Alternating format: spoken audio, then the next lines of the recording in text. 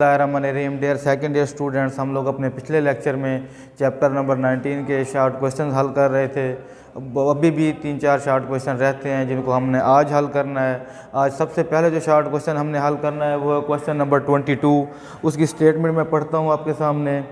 If an electron and proton have same D Broglie wavelength which particle has greater speed. अगर electron और proton दोनों की wavelength same हो तो उनमें से स्पीड किसकी ज़्यादा होगी। तो जनाब ज़रा इधर आप लोग देखें, सेम वेवलेंथ पर हम लोगों ने वेलोसिटी के साथ रिलेशन निकालना है। तो ये फार्मूले मैंने दो लिखे। ये फार्मूला है एनर्जी के लिए। अगर हमें दिया हुआ हो काइनेटिक एनर्जी और हमें लैम्डा का रिलेशन देखना हो तो फिर ये फार्मूला यूज़ होगा, और अगर हमें वेलोसिटी और लैम्डा का रिलेशन देखना हो तो फिर ये फार्मूला यूज़ होगा। हमारे शॉर्ट क्वेश्चन के लिए ये फार्मूला सूट करेगा, जिसमें हम लोगों ने लिखना है वेलोसिटी को अलहदा कर लेना है। लैम्डा भी कांस्टेंट है, एच भी कांस्टेंट है। वेलोसिटी और मास इन्वर्सली प्रोपोर्शनल हो जाते हैं। अब हम लोगों ने velocity of electron proportional to the mass of electron, velocity of proton proportional to the mass of proton.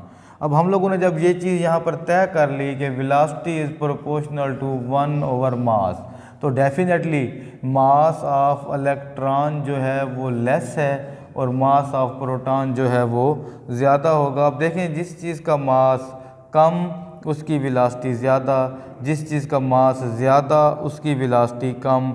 इस प्रोपोर्शन में हम लोग देखेंगे मास ऑफ प्रोटॉन ज़्यादा है तो वेलोसिटी ऑफ प्रोटॉन कम होगी, मास ऑफ इलेक्ट्रॉन कम है तो वेलोसिटी ऑफ इलेक्ट्रॉन ज़्यादा होगी। रिवर्स प्रोपोर्शनैलिटी में हमें ये जवाब मिलेगा कि velocity of electron is greater than velocity of proton.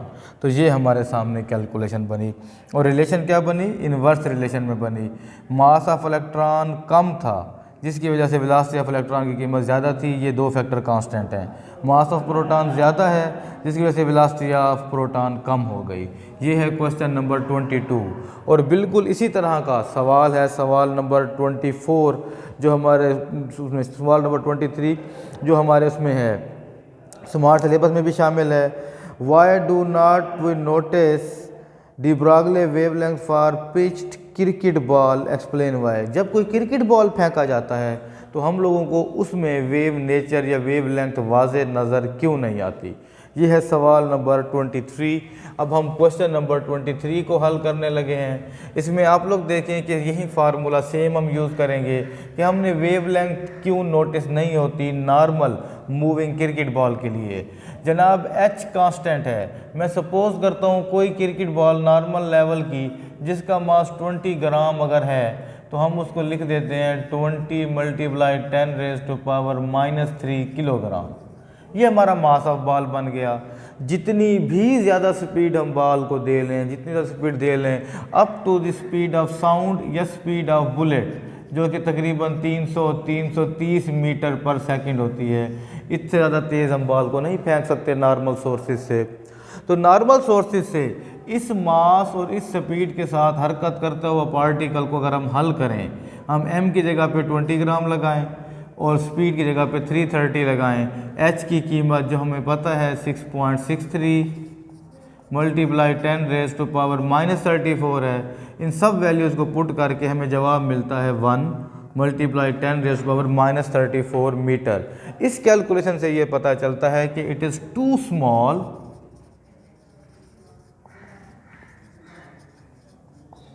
To be notice. ये इतना कम है कि इसको नोटिस नहीं किया जा सकता। तो ये है शॉर्ट क्वेश्चन नंबर 23 जो हम लोगों ने अपने आज के लेक्चर में पढ़ना है। उसके बाद स्मार्ट सिलेबस के मुताबिक आई थिंक क्वेश्चन नंबर 24 है। क्वेश्चन नंबर 24 है, if the following particle have same energy which has the shortest wave length. List है इलेक्ट्रॉन, अल्फा पार्टिकल, न्यूट्रॉन और प्रोटॉन। तवज्जो करें, इलेक्ट्रॉन, अल्फा पार्टिकल, न्यूट्रॉन और proton, और इन सब के लिए एनर्जी की कीमत को क्या बनाया जनाब, कांस्टेंट बनाया। अब हम लोग अपने बोर्ड पर देखते हैं पहला फार्मूला वेवलेंथ और एनर्जी के दरमियान में मैंने आपको पहले कहा था कि ये चलेगा। अब मैं यहाँ पर ये फार्मूला लिख देता हूँ, lambda is equal to h/√2mE। अब हम लोगों से सवाल पूछा गया है कि अगर फॉलोइंग पार्टिकल की सेम एनर्जी हो तो वेवलेंथ किसकी कम होगी। अब इस सारे कैलकुलेशन में h भी कांस्टेंट, 2 भी कांस्टेंट, E को भी कांस्टेंट कर दिया स्टेटमेंट ने। अब हमारे पास प्रोपोर्शनैलिटी है, lambda is proportional to 1/√m। इस प्रोपोर्शनैलिटी पर हम लोग देखते हैं कि मास ऑफ अल्फ़ा वो इन अमंग ऑल दीज ग्रेटेस्ट है, इसलिए लैम्डा फॉर अल्फ़ा स्मॉलेस्ट होगा। मास ज़्यादा है तो वेवलेंथ कम होगा। ये हमारा क्वेश्चन नंबर 24 था। According to smart syllabus question number 25, when does light behave as wave, when does it behave as particle. कब लाइट पार्टिकल की तरह बिहेव करती है और कब वेव की तरह। तो ये लाइट के बिहेवियर पर है। इसमें आप लोग देखें फर्स्ट ईयर में लाइट की वेव नेचर को पढ़ाया गया था फर्स्ट ईयर में, और हम लोगों ने लाइट की वेव नेचर में इंटरफेरेंस को पढ़ा, लाइट की वेव नेचर में डायफ्रैक्शन को पढ़ा, लाइट की वेव नेचर में पोलराइजेशन को पढ़ा, जबकि लाइट की पार्टिकल नेचर इसमें हम लोगों ने सेकेंड ईयर में सबसे पहले ब्लैक बॉडी रेडिएशन भी पढ़ा, लेकिन जो पार्टिकल नेचर का मेजर एविडेंस है वो फोटो इलेक्ट्रिक इफ़ेक्ट है, वो कॉम्पटन इफ़ेक्ट है, वो पेयर प्रोडक्शन है। ये सारे के सारे लाइट को पार्टिकल नेचर मानकर तजर्बात किए गए। उसके बाद जनाब क्वेश्चन नंबर 26, क्वेश्चन नंबर 26 है what advantages an electron microscope has over an optical microscope. एक इलेक्ट्रॉन माइक्रोस्कोप का एक ऑप्टिकल माइक्रोस्कोप पे क्या फ़र्क है, क्या एडवांटेज है। तो जनाब मैं यहाँ पर आपको सबसे पहले ये बात समझा दूँ, रेजोल्यूशन किसी भी माइक्रोस्कोप की डिपेंड करती है वेवलेंथ यूज्ड के ऊपर, कि वो जो भी माइक्रोस्कोप है वो कौन सी वेवलेंथ को यूज़ कर रही है। रेजोल्यूशन जो है वो अगर मैं बात करूँ किस चीज़ की, ऑप्टिकल माइक्रोस्कोप की, तो वहाँ पर जो वेवलेंथ यूज़ होती है वो of the order of 10⁻⁻⁶ metre है। ये ऑप्टिकल माइक्रोस्कोप की है।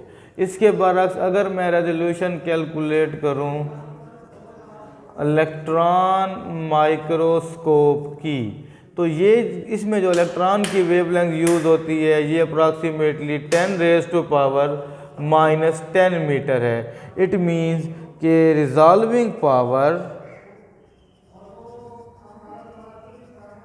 Of electron microscope,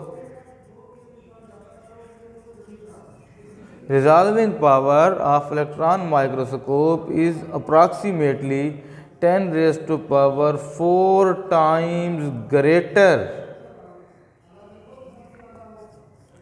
than optical microscope। तो ये बेटा हम लोगों का क्वेश्चन नंबर 26 था और चैप्टर नंबर 19 के शार्ट क्वेश्चन यहाँ पर आकर एंड होते हैं। इंशाअल्लाह नेक्स्ट लेक्चर में स्मार्ट सिलेबस के मुताबिक चैप्टर नंबर 19 के न्यूमेरिकल्स आप बच्चों को पढ़ाए जाएंगे। अल्लाह हाफ़िज़ बेटा।